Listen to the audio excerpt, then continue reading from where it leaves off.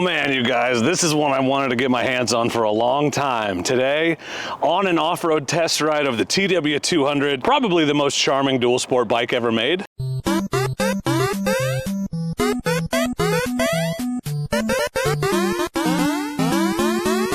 So I'm back here at Power Motorsports, and they've generously offered to let me take this TW200 out for an extended test ride. So we'll get a little bit of off pavement, we'll get some highway, we'll get a sense of the bike top to bottom. I know a lot about this bike. I've ridden one, but only off-road. I've never done any road riding, so this will be a good kind of all-around opportunity to get some impressions on a classic dual sport machine. I'm talking about how the DR650 is like stepping back in time. This thing even more so. It's a unique motorcycle because of the giant front and rear tires, and one of the best beginner-level bikes, entry-level bikes ever made. Still got a carburetor. It is a cool looking motorcycle. It's one of those bikes that I've considered just buying just to have. Let me run you down some specs on the TW200 here, then we'll hop on and go for a ride, just in case you're not familiar with this particular bike. It has a 196cc air-cooled single overhead cam 4-stroke engine, has a Mikuni carburetor, 5-speed transmission, 6.3 inches of front suspension travel, 5.9 inches of rear suspension travel, single disc brake in the front and a rear drum brake. Seat height is 31.1 inches, maximum ground clearance of 10.4 inches. The fuel tank is 1.8 gallons, and supposedly it gets up to 78 miles per gallon. I doubt it with me on it, but probably 60, and it weighs 278 pounds wet. So a relatively lightweight for a dual sport, easy to ride, low to the ground, easy to control motorcycle. That's a little finicky just because of the carburetor and everything. This is a solid choice for someone who's just wanting to dip their toes into riding both on and off road, I think, but that's enough guessing. Let's get out and ride it. Okay, here we are on board the TW200. First thing you notice, the heels of both of my feet are on the ground. If you're a rider that is at all concerned about seat height, if you're a low to the ground, shorter stature rider, if you're a new rider and you just want the confidence of knowing you're going to be able to get your feet solidly on the ground at all times, hard to beat this bike. Yeah, my knees are bent and my heels are on the ground. That's how on the ground we are right now. Let's go out and do the highway test first. There's a neat little loop with a couple twisties we can do here, and then we'll come back and ride some gravel and talk about how we feel. Carb is at least reachable while you're sitting on the bike, unlike my DRZ and a few other bikes I've owned. Really. So here's the downfall of a carbureted bike, okay? It is 70 degrees today. There's no reason this bike should be cold. And it wants a choke. So people always ask, why do people care so much about carbureted bikes? They're just annoying sometimes. They have finicky little issues like this. They're easier to work on, for sure. Like, they're less complicated. They're less expensive to work on. They're easier to modify than an ECU and a fuel injection system. But sometimes you just want to hit the button and go ride, and you can't always do that with a carburetor, and that sucks. When you get a bike with a low seat height and decent ground clearance, the trade-off is the distance between your pegs and your butt, or in the seat, is not very long. So I'm super cramped on this. I bet it looks really hilarious in the 360 cam right now, me just being such a large person, fat guy on a little bike, as it were. This is how easy this bike is to ride it. This is a bike I would use to teach people to ride on, and they do that here in Oregon. The Team Oregon classes use the TW200. This is one of the bikes you can use in the class. Yeah, it feels very cramped. Like, everything is small. I feel like the handlebars are super close to my knees. I feel like my knees are super close to my ass. I feel like my feet are very close to my ass. Okay, here's the other thing you notice immediately. And grain of salt, because it's a brand new bike, literally 1 mile on it. So the pads have not been bedded in or whatever on the brakes, but the brakes suck, man. This is worse than the KLR, which, you know, you can skimp on brakes on a light bike, but then you put someone as heavy as me on it, and that equation changes. My assumption is it'll get better. It usually does as the brakes kind of bed in a little bit, but it's never going to be fantastic. And with the drum on the rear, well, that's always going to be a drum. So single caliper in the front, drum on the rear. Stopping fast is not something that you're going to do a lot. Yeah, if you want to go fast, this isn't the bike for you, but you wouldn't even be looking at it. Like I said, this is a bike that'll go anywhere. This is a bike that'll climb a tree. It's just not going to climb it quickly, but it'll put your ass up just about anything you want to go up anywhere and get you home at generally highway speeds, I'm guessing, afterward. It's a motorcycle, a whole motorcycle, and nothing but a motorcycle. There are no frills here, which, you know, is not a shock considering it's a design that hasn't been updated mostly at all in my lifetime. It's a classic bike, the likes of which they don't make anymore, like the DR650 and the DRZ400. it's a throwback to an earlier time. It's a bike that just keeps selling itself because it's just dead simple, reliable, and easy to ride, and it fulfills a very specific purpose. We're going to have to try to pass somebody with this thing. Are you ready? This will be fun. This will be so fun. Here we go. Oh, 0 to 60 test. It's not completely useless. That's probably the nicest thing I can say about the speed and horsepower. But again, that's a plus, not a negative, depending on who you are. You want a bike that you don't have to worry about whiskey throttling it? This is it. Oh man, I can't even catch this guy. Nope, okay, we're going 65. Downhill, 65. Wide open pinned.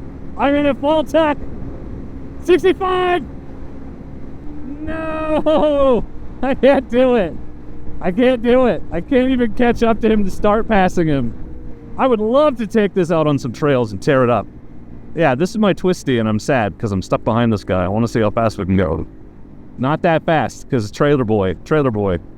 It's so interesting, the feel of flicking it, because the front just turns right in, and the back hates it. So there's a real contrast there, and it's because that back tire is enormous. Like, it is all traction all the time on that rear tire, which is great in like terrible situations of bad traction, sand or mud you're trying to float on top of, right? More surface area is a good thing in a lot of places, and this bike is unique in that particular area because there just isn't anything else like it. It's got a freaking ATV tire back there. It also means that tire selection is limited, so you have to bear that in mind if you're thinking about buying one. You don't have as many options, but small price to pay for the coolest, quirkiest, weirdest, most charming dual sport motorcycle ever made, in my opinion. This thing is so fun. Riding this makes me feel like a kid. Like, I got on it in the parking lot just to ride it over to where I filmed that intro, and I immediately, like, started giggling. Like, it's just fun. It's just stupid. I love it. It's like all the dangerous and scary things about motorcycling that require you to think while you're riding, they're just not present. It's like, you gotta watch out for other cars, but that's it. Oh yeah, get it, girl. Here comes a Volkswagen bus.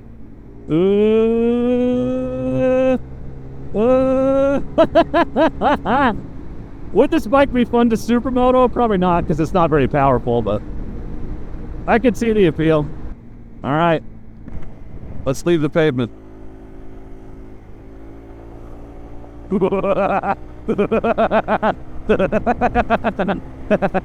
Oh man, that is stable as hell. Wow. No, like, you know how the loose gravel like bunches up in the middle of the road, right? So you try like to avoid it because it makes your front wobble. Nah, dude, look at this. I should have done that in neutral. But oh my god, is this stable. Okay, so if you're afraid of riding on gravel, if you don't like the gravel wobbles, this bike doesn't have that many. At least not on this gravel, which is loose enough. It's not like, this isn't hard packed. This is deep gravel on top of. Wow, yeah, that is impressive. I'm surprised. I'm pleasantly surprised. Let's try standing. Oh, I hate the standing position with the pegs being so high. I can't hardly even grip the tank, and I'm not that tall. This is a great bike for a short person. A taller person is, if you're going to do all your riding sitting down, it's fine, which, you know, at the speeds this thing goes is not out of the question. Oh my god, it's so stable. Wow. Wow. I was not expecting to notice a difference, but there is definitely a difference. Let's slide the rear and see what happens. Oh my god, it just tracks straight. Okay, I did not expect to be surprised or have any earth-shattering revelations in this test ride, but this thing is so planted on the gravel. I'm impressed. It's just that wide surface area, and the big front tire is just, it's not chasing the ruts, it's making its own, I feel like. This thing flies up gravel roads. Wow, cool. I like it. It's the king. It's the king of fast gravel. That's what the T-Dubs is. Oh man, we're doing 50 miles an hour right now.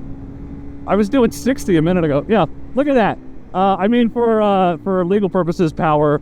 Thanks for loaning me this bike. Of course, I kept it to a reasonable speed at all times. What do you mean? 50? That was kilometers per hour. Okay, let's go back. Let's go back, because that was not enough gravel for me. Dude, this thing is fun. This thing is so fun. It's like stupid fun. Look how fun it is. Oh, I'm getting dizzy.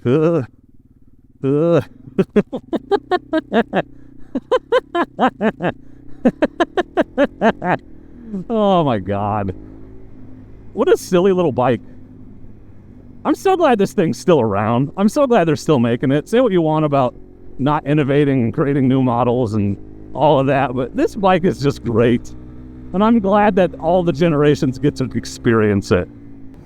So this is a great bike to learn on, to learn off-road skills. I feel like it's forgiving. I feel like, you know I was going to say it, it's confidence inspiring, because these big fat tires just give you a lot of grip and a lot of stability. They also act as shock absorbers, so you've got, you know, even with less ground clearance, you've got decent shock absorption because the big tires do a lot of the work for you. So there's a lot of pros to this bike, and it's unique. It's not like sometimes we're splitting hairs. Like when I talk about the KLX 300 versus the CRF 300L, it's like, well, the KLX suspension is kind of better, but the CRF has a digital dash or a fuel gauge, stupid stuff like that. But there's nothing like this bike. Even the closest bikes to it, like the KLX 230, they're not like this. They don't have the fat rear tire. They're not unique. This is a unique design. It's like they took an ATV and cut it in half.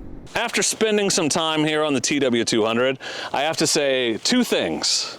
One, I'm not at all surprised by this bike. It's exactly what I thought it was. It is an inexpensive, easy to ride, off-road capable, low to the ground, underpowered, dead reliable carbureted dual sport that'll take you anywhere you want to go, just not fast. So I'm utterly not surprised by that. But also, I'm completely surprised by how it felt when I hit this loose gravel road, how stable and planted it was. I can see my ruts even. Like, instead of chasing ruts, it makes its own.